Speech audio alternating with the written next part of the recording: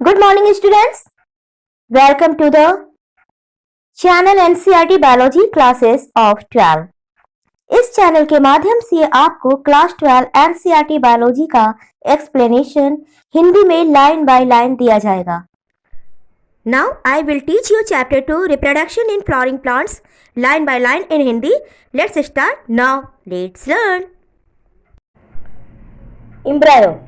Embryo develops at the micropylar end of the embryo sac where the zygote is situated. Embryo का जो development होता है वो embryo sac के micropylar and के पास होता है जहां पर जाइगोट सिचुएटेड होता है.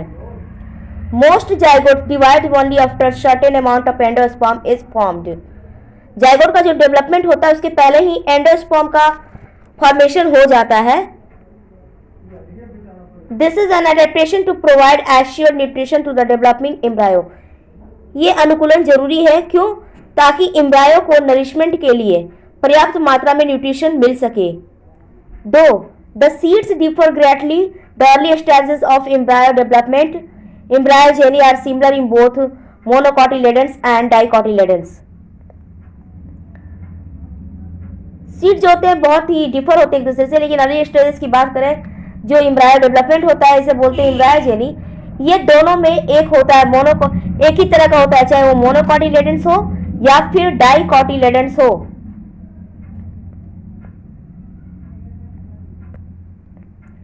Figure 2.13 depicts the stages of embryogeny in a dicotyledonous embryo. The zygote gives rise to the proembryo and subsequently to the globular heart sac and mature embryo. Figure 2.13 में कहा जा रहा है, किसको दिखाया गया है? एम्ब्रायोजेनी के स्टेजेस को दिखाया गया है ना. और कौन सा? डाइकॉटिलेडनस एम्ब्रायो है. जाइगोट जो होता है वो जाइगोट से प्रो एम्ब्रायो का डेवलपमेंट होता है और उसके बाद ग्लोबुलर हार्ट सैप्ट और मैच्योर एम्ब्रायो का डेवलपमेंट होता है. आइए इसे फिगर 2.13 में देखते हैं. देखिए इसमें जब जाइगोट का फॉर्मेशन हो जाता है तीसरे से दो अनइक्वल डिवीजन होते हैं, है ना. जो लार्जर साइज का होता है उसे बोलते हैं बेसल सेल. क्या बोलते हैं? Basal cell. और जो स्मॉल साइज का होता है इसे बोलते हैं टर्मिनल सेल. ठीक है. अब जब बेसल सेल और टर्मिनल सेल का डेवलपमेंट हो जाता है उसके बाद, है ना, उसके बाद ग्लोबुलर हार्ट सैप्ट और मैच्योर एम्ब्रायो का डेवलपमेंट होता है. This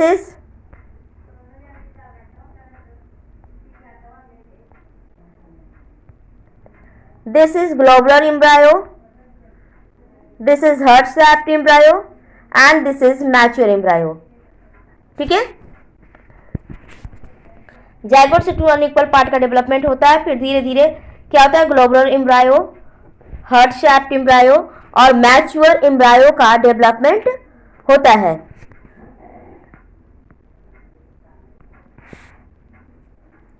typical dicotyledonous embryo figure 2.14a consists of an embryonal axis and two cotyledons. The portion of embryonal axis above the level of cotyledons is the epicotyle which terminates with the plumule or stem tip. डाइकॉटिलेडनस जो embryo होता है ना, उसमें embryonal axis और दो cotyledons का development होता है.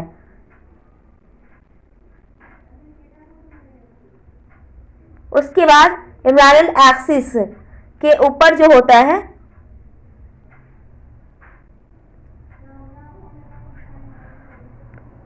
अब जो पोर्शन एम्ब्रायनल एक्सिस का होता है ना, level above the level of cotyledons, cotyledons के ऊपर जो होता है उसे बोलते हैं एपिकोटाइल, जो टर्मिनेट करता है, एंड करता है किसके साथ?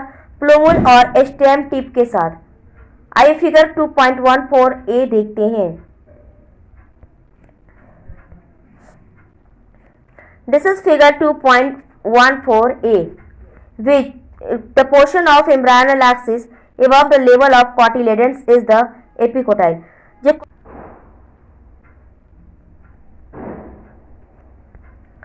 इस पोर्शन को कहते हैं एपिकोटाइल, जो एंड करता है प्लूमूल और स्टेम टिप के साथ। जो सिलेंड्रिकल पोर्शन होता है ना, below the level of cotyledons is hypocotyl, इसे कहते हैं hypocotyl. That terminates at its lower end in the radicle और रूट टिप। टर्मिनेट कहाँ करता है? रेडिकल और रूट टिप के पास। The root tip is covered with a root cap. Root tip जो होता है वो रूट कैप से कवर्ड होता है। Embryos of monocotyledons figure 2.14b possess only one cotyledons. In the grass family, the cotyledon is called scutellum, that is situated towards one side lateral of the embryonal axis. Figure 2.14b में monocotyledons का embryo दिखाया गया है जिसमें केवल one cotyledon होते हैं। Now see here figure 2.14b। This is figure 2.14b।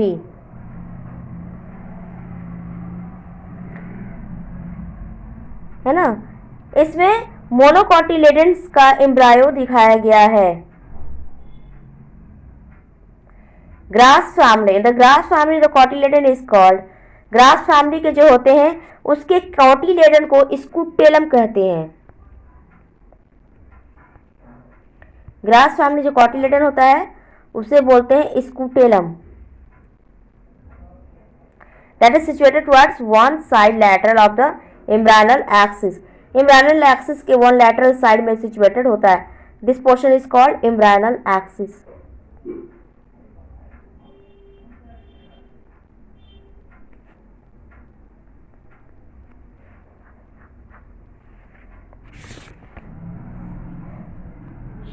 At its lower end, the embryonal axis has the radicle and root cap enclosed in an undifferentiated sheath called coleorhiza. At its lower end, the embryonal axis has the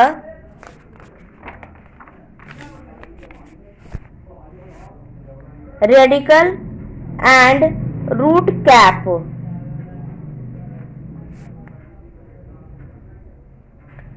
enclosed in an undifferentiated sheath called coleorhiza. This is undifferentiated sheath called coleorhiza. इसी में क्या होता है? Radicle और root cap होता है। Few leaf primordia enclosed in a hollow folicular structure, the coleoptile.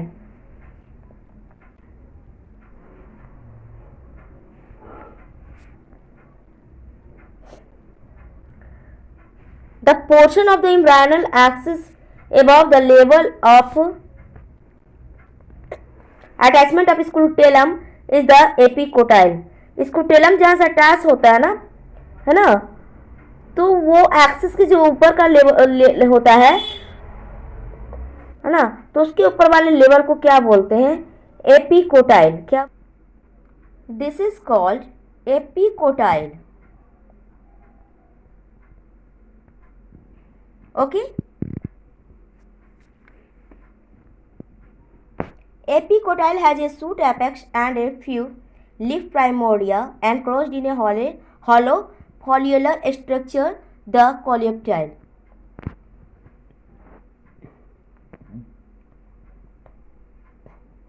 Epicotyl जो होता है उसमें सूट एपेक्स होता है और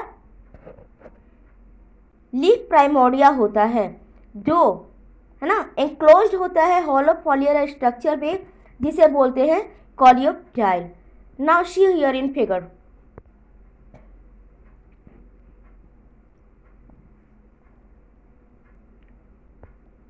epicotyl has a shoot apex, okay, and few leaf primordia leaf primordia का मेन काम होता क्या है, ये नए लीव्स का फॉर्मेशन करने में हेल्प करती है। यहाँ पर नए लीव्स का फॉर्मेशन होता है। ये इंक्लोज्ड होता है हॉलो फॉल्युलर स्ट्रक्चर में, जिसे बोलते हैं coleoptile. This is called coleoptile, और इसी में होता है लीफ प्राइमोर्डिया, जिसमें न्यूली लीफ का फॉर्मेशन होता है। Okay. Seed. In angiosperms, the seed is the final product of sexual reproduction. Actual angiosperm होता क्या है? वैसे प्लांट जो फ्लावर प्रोड्यूस करते हैं उन्हें एंजियोस्पर्म्स बोलते हैं। फ्लावर्स में जब फर्टिलाइजेशन होता है तो फर्टिलाइजेशन के दौरान, है ना, ओव्यूल क्या होता है, सीड में चेंज कर जाता है, सीड में परिवर्तित हो जाता है और ओवरी से फ्रूट का फॉर्मेशन होता है। ठीक है। Seed. In angiosperms, the seed is the final product of sexual reproduction. Angiosperm जो प्लांट होता है उसमें सीड जो होता है वो फाइनल प्रोडक्ट होता है किसका? सेक्सुअल रिप्रोडक्शन का। It is often described as a fertilised ovule. इसे फर्टिलाइज्ड ओव्यूल भी कहते हैं। Seeds are formed inside fruits. Seed का फॉर्मेशन जो होता है वो फ्रूट के अंदर होता है। A seed typically consist of seed coat, cotyledons and an embryo axis. Seed जो होता है उसमें सीड कोट होता है, कॉटिलेडन्स होते हैं और एम्ब्रायनल एक्सिस होता है। Cotyledons figure 2.15a of the embryo are simple structures, generally thick and swollen due to the storage of food reserves as in legumes.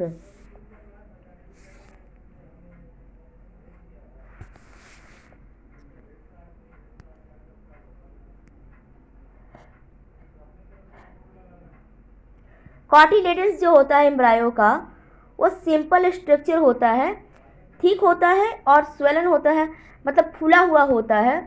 किस वजह से? Storage of food reserves. Food reserve होने की वजह से ये थिक और स्वलन पार्ट होता है, मतलब फूला हुआ पार्ट होता है। एग्जाम्पल के रूप में लेग्यूम्स को ले सकते हैं, as in legumes.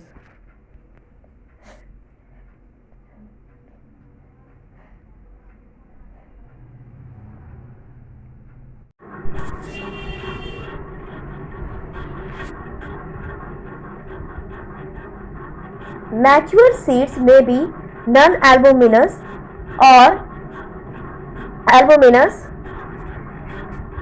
Non-albuminous seeds have no residual endosperm as it is completely consumed during embryo development. Example pea groundnut. Mature seeds जो होते हैं वो दो तरह के हो सकते हैं, नॉन एल्बुमिनस और एल्बुमिनस हो सकते हैं। नॉन एल्बुमिनस जो सीड होते हैं उसमें कोई भी एंडोस्पर्म शेष नहीं रहता, वो पूरी तरह से एम्ब्रायो के द्वारा, एम्ब्रायो डेवलपमेंट के दौरान एम्ब्रायो के द्वारा वो एंडोस्पर्म को पूरी तरह से खा लिया जाता है। एग्जाम्पल है P and groundnut. Okay. Albuminous seeds retain a part of endosperm as it is not completely used up during embryo development. Example wheat, maize, barley, castor. Albuminous seed जो होते हैं, है ना, इसका कुछ पार्ट रह जाता है, एंडोस्पर्म का कुछ पार्ट रह जाता है, ये कंप्लीटली यूज नहीं किया जा, कंप्लीटली जो एम्ब्रायो डेवलपमेंट जो होते हैं उस दौरान ये कंप्लीटली यूज नहीं किए हो पाते हैं, इस वजह से इसके कुछ पार्ट रह जाते हैं। एग्जाम्पल है व्हीट, मेज, barley and castor. Occasionally in some seeds such as black pepper and beet, remnants of nucellus are also persistent. This residual persistent nucellus is the perisperm. कुछ सीड की बात करें जैसे ब्लैक पेपर और beat जो होते हैं, इसमें न्यूसेलस रह जाते हैं, कुछ मात्रा में न्यूसेलस रह जाते हैं। अगर आपको न्यूसेलस के बारे में जानना है तो आप हमारे पिछले वीडियोस को देख सकते हैं, उसमें न्यूसेलस के बारे में डिटेल में बताया हुआ है। तो कुछ पार्ट न्यूसेलस के रह जाते हैं। This residual persistent nucellus is perisperm. ये जो रेसिड्यूअल पार्ट रह जाता है न्यूसेलस का, है ना, उसे कहते हैं पेरिस्पर्म। क्या बोलते हैं? पेरिस्पर्म। इस तरह के क्वेश्चन पूछे भी गए हैं नीट में।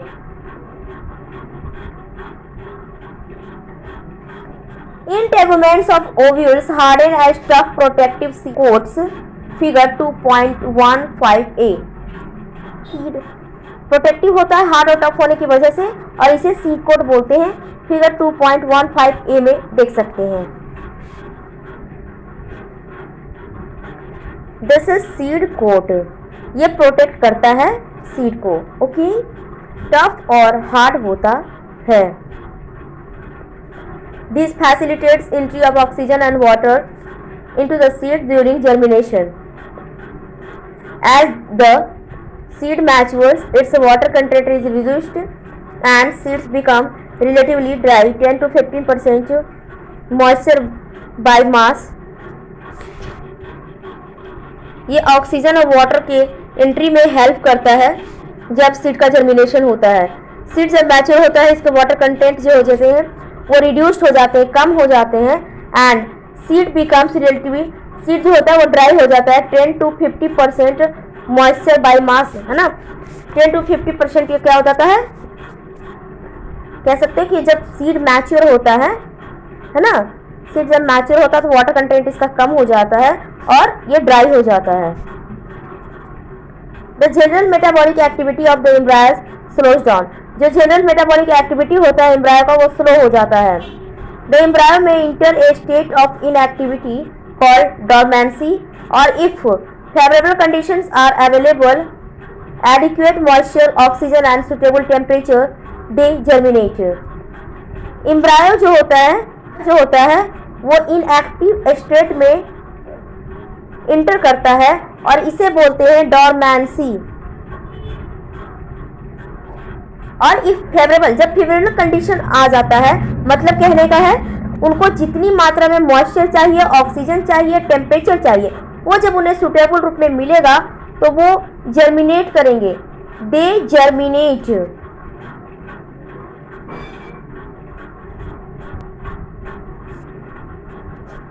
As ovules mature into seeds, the ovary develops into fruit. The transformation of ovules जो होता है, ओविल्स किसमें चेंज हो जाता है, मैच्योर जब हो जाता है ओविल्स तो सीड में कन्वर्ट हो जाता है। ओवरी जो होता है वो फ्रूट में कन्वर्ट हो जाता है।